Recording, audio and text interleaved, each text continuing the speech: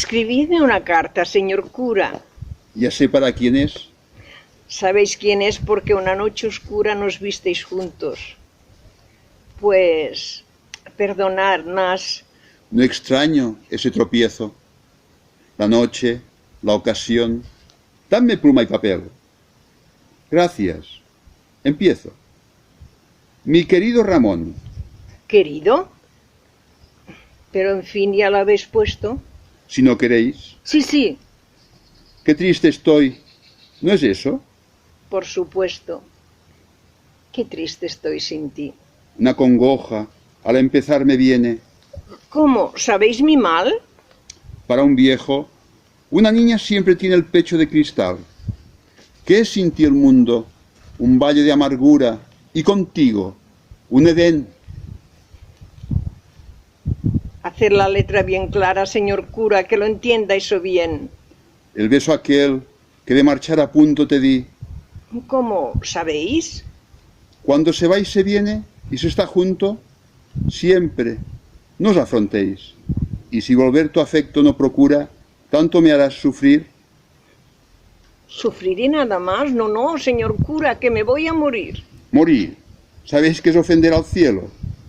Pues sí, señor, morir. Yo no pongo morir. ¡Qué hombre de hielo! ¿Quién supiera escribir? Señor rector, en vano me queréis complacer si no encarnan los signos de la mano todo el ser de mi ser. Escribidle, por Dios, que el alma mía ya en mí no puede estar, que la pena no me ahoga cada día porque puedo llorar, que mis labios, las rosas de su aliento, no se saben abrir,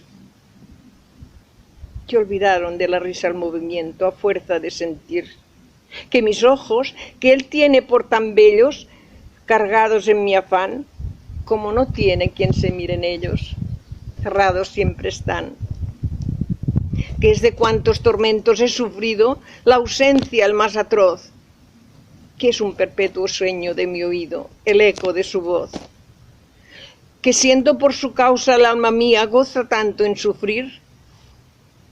Dios mío, cuántas cosas le diría si supiera escribir. Pues señor, bravo amor, copio y concluyo. A don Ramón. En fin, que es inútil saber para esto orgullo ni el griego ni el latín.